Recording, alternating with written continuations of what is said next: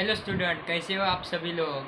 पिछले वीडियो में हमने देखा था मैथ को कैसे समझे। आज हम लोग देखने वाले हैं फॉर्मूलेज को याद कैसे रखना है। तो आज का वीडियो बहुत इंपॉर्टेंट होने वाला है आपके लिए, इसलिए वीडियो को इन तक ज़रूर देखना।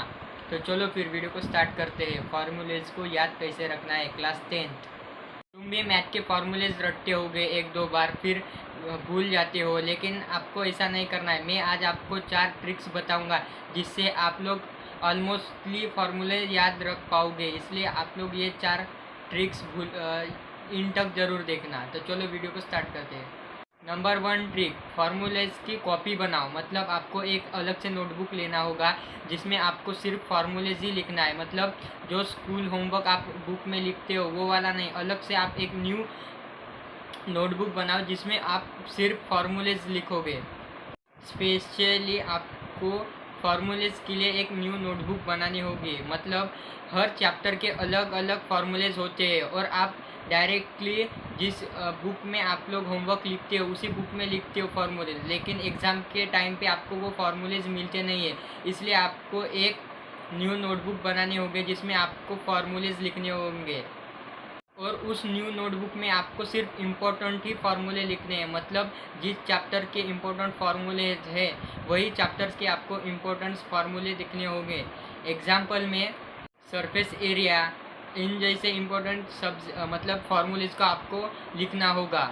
उस नोटबुक में एक हेडिंग दो और उस एक बॉक्स बनाओ, फिर उसमें आप फार्मूलेज लिखो। मतलब आप जितनी नेटली लिखोगे, जितना आप अच्छा लिखोगे उतने आपको रिवीजन करते टाइम अच्छा से पढ़ पाओगे। मतलब जितना आप अच्छे से लिखोगे उतने आपको पढ़ने में दिक्कत नहीं होगी, डायरेक्टली आप पढ़ पाओगे। इसलिए आपको एक अच्छी सी हेडिंग देनी है, उसके बाद एक बॉक्स बनाओ, फिर आपको वो फार्मूला वहाँ पे लिखना होगा। अगर आपने अलग से ये नोटबुक बना ली फार्मूलेज के लिए, तब आपको एग्ज़ाम के टाइम जब आप फार्मूलेज देखोगे तो आपको ही रीड करने में ज़्यादा टाइम नहीं लगेगा। मतलब आपकी हैंड राइटिंग रहेगी, आप डायरेक्टली रीड कर पाओगे और उसे याद कर लोगे। इसलिए आपको वो जो भी आपने नोट्स निकाले हैं, मतलब जो भी आपने फार्मूलेज निकाले हैं वो इम्पोर्टेंट फार्मूलेज निकालो, उस नोटबुक में लिखो, फिर आप उसे पढ़ो। मतलब डेली अगर आपने 10-20 मिनट भी फॉलो किया तो आप फार्मूलेज मतलब याद कर पाओगे। इसलिए आपको उस नोटबुक में लिखना है और डेली उसे रिवीजन करना होगा, तभी आप फार्मूलेज याद रख पाओगे। नंबर 2 ट्रिक, फार्मूले आपको डेली पढ़ना होगा। मतलब फार्मूलेज को अगर आपने एक ही बार पढ़ा होगा तो वो आपको याद नहीं रहेगा, आपको डेली रिवीजन करना होगा। हर एक फार्मूले को आप 10 मिनट दे सकते हो, डेली आपको थोड़ा थोड़ा करना होगा। एक बार से पढ़ने से आपको रिवीजन नहीं होने वाला। मतलब आपको डेली थोड़ा थोड़ा करना होगा। डेली रिवीजन करो हर एक फार्मूलेज के लिए। मतलब एक फार्मूले के लिए आप 20 मिनट ले सकते हो, डेली थोड़ा थोड़ा करो। मतलब आज 10 फार्मूलेज देख लिए, कल 10 फार्मूलेज देख लो, ये रिवीजन करते रहो, तभी आपको फार्मूलेज याद रहेंगे। अगर आपके पास मॉर्निंग में थोड़ा सा भी टाइम मिले तो आप उसमें मैथ के फार्मूलेज देख सकते हो। मतलब आपको अलग से एक नोटबुक बनानी है और उसे डेली रिवीजन करना होगा। मतलब आपको डेली वो प्रैक्टिस करना होगा, तभी आपके फार्मूलेज याद रहेंगे। इसलिए जब भी आपको मॉर्निंग में टाइम मिले तब आप 5-10 फार्मूलेज पढ़ लेना, डेली रिवीजन कर लेना। मतलब डेली पढ़ना होगा वो फार्मूलेज।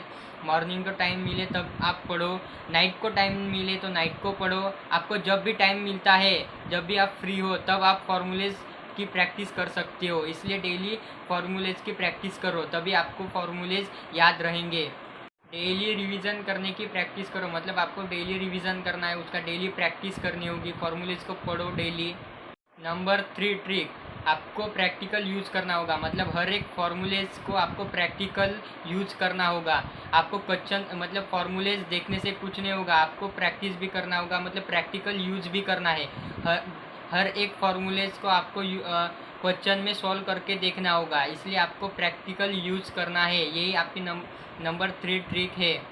फार्मूला देखने से कुछ नहीं होता, रीड करने से भी कुछ नहीं होता, लेकिन सबसे इम्पोर्टेंट है उसे प्रैक्टिकल यूज़ करना। मतलब आपको उसे क्वेश्चन में सॉल्व करना होगा। डेली आपको 10-12 क्वेश्चन सॉल्व करने होंगे फार्मूलेज के, तभी आपको फार्मूलेज याद रहेंगे। इसलिए आपको डेली 10-12 क्वेश्चन सॉल्व करने होंगे मैथ के और उसे फार्मूलेज में सॉल्व करो। मतलब हर एक चैप्टर पहले इजी चैप्टर्स लो, उसके फार्मूलेज रीड करो, फिर उसे याद करो और आपको रिवीजन करके उसे प्रैक्टिकल यूज़ करना है। मतलब डेली जितने भी आपने फॉर्मूलेज रिवीजन किए हैं उसे नाइट को आप प्रैक्टिस भी कर सकते हो, उसे प्रैक्टिकल यूज़ करो।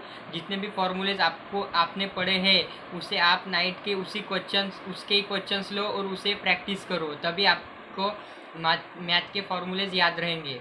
और आपने डेली 5-10 क्वेश्चन सॉल्व कर लिए तो आपको फॉर्मूला ऑटोमेटिक याद रहेगा। मतलब अगर आपने फॉर्मूलेज डेली यूज़ किए क्वेश्चन में तो अब आपको ऑलमोस्टली डायरेक्ट याद रहेगा फॉर्मूला। नंबर 4, ट्रिक्स यूज करो। मतलब हम लोग फॉर्मूला पढ़ने के टाइम उस फॉर्मूलेज को बोरिंग तरह से पढ़ते हैं, इसलिए आपको क्या करना से नहीं पढ़ना, आपको क्या करना है उसे डेली लाइफ की तरह पढ़ो। मतलब एग्जाम्पल में बताता हूँ मैं, स्पीड का फॉर्मूला, मतलब speed is equal to distance upon time, ये स्पीड का फॉर्मूला है, ये तो आपको पता ही होगा। इसलिए आपको क्या करना है अब इसे डेली यूज़ में लाने के लिए, मतलब डेली यूज़ की तरह पढ़ने के लिए आपको क्या करना है, कितने टाइम से बाइक जा रही है, मतलब कितने स्पीड से बाइक जा रही है, कितने स्पीड से हम लोग स्कूल पहुँचेंगे, ये क्वेश्चन बनाना है। ऐसे आपको फॉर्मूला बनाना है। मतलब आपको क्या करना है, कितने स्पीड से बाइक जा रही है और हम लोग कितने स्पीड से स्कूल पहुंच रहे हैं, ये आपको ऐसे याद रखना है। अगर आपने ऐसे फॉर्मूलेज की ट्रिक से बनाए तो आपको ये फॉर्मूलेज परमानेंट रीड हो जाएंगे, मतलब परमानेंट याद रहेंगे। अगर आपको नहीं समझा हो तो मैं आपको सिंपल सब्जेक्ट में समझाता हूँ। मतलब सपोज आप लोग पकड़ो, आप स्कूल जा रहे हो, स्कूल आपके घर से 10 किलोमीटर दूर पर है और आप जा रहे हो और आप जल्दी पहुंच गए, मतलब 15-20 मिनट में पहुंच गए, तो आपकी बाइक स्पीड में चल रही थी, ये आपको समझना होगा, मतलब ये आपको पकड़ना होगा।